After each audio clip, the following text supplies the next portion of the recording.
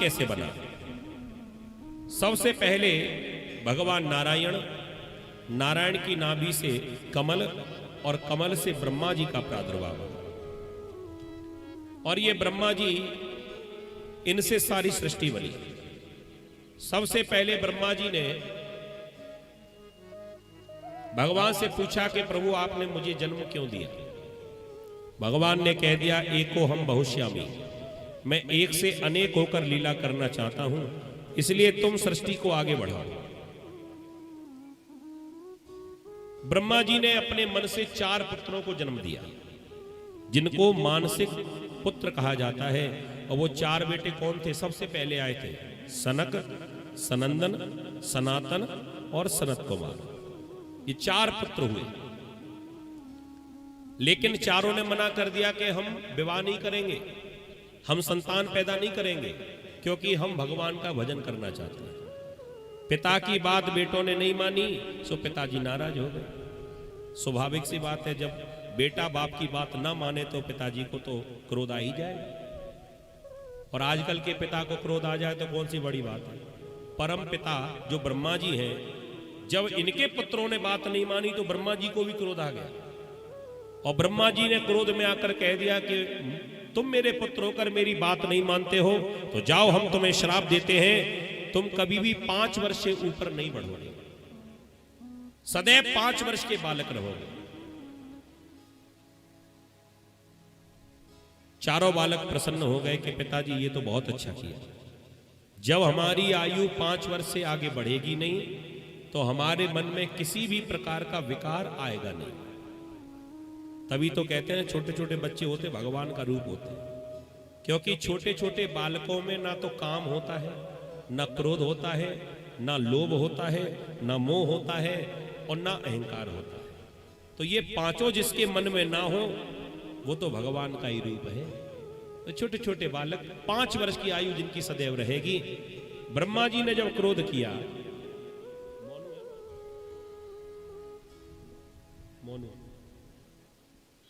बोलिए भक्त वत्सल भगवान की।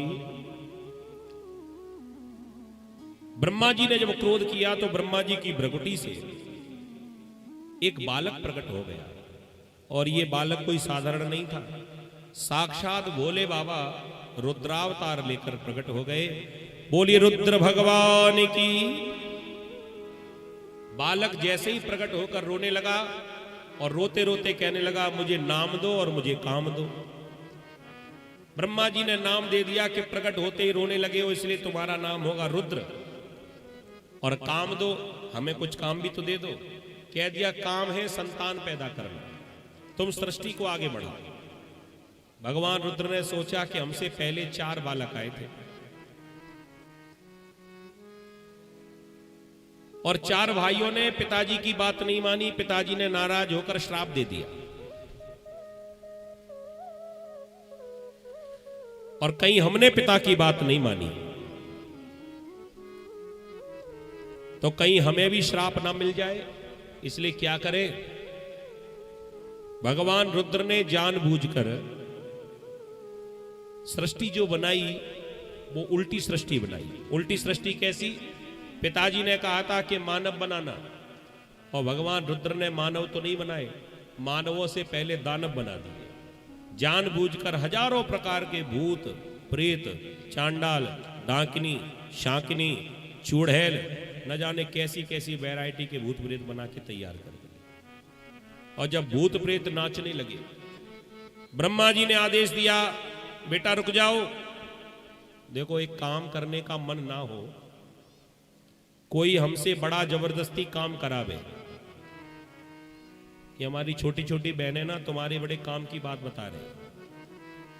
अगर काम करने का मन ना हो और घर वाले जबरदस्ती कराए तो क्या करना है?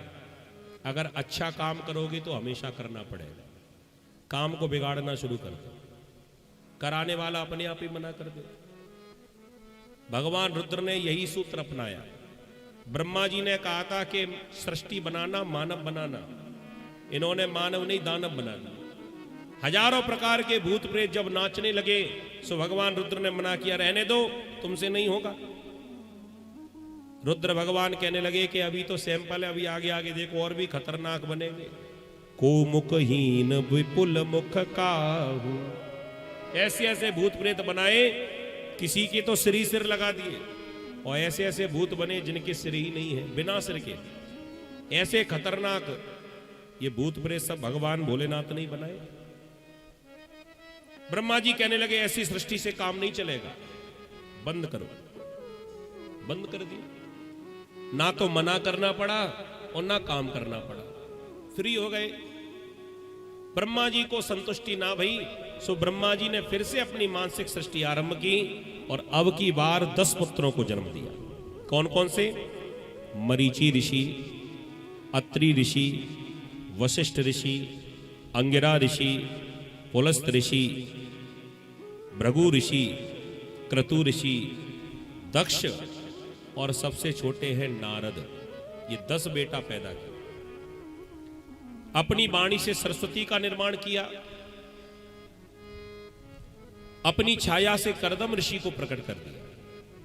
फिर भी संतुष्टि ना भई तो अपने शरीर के 2 हिस्से कर दिए। एक हिस्से से महाराज मनु और दूसरे हिस्से से शत्रुपा का प्रादुर्भाव हुआ। दोनों का विवाह हुआ और यहां से नर सृष्टि आरंभ हो गई।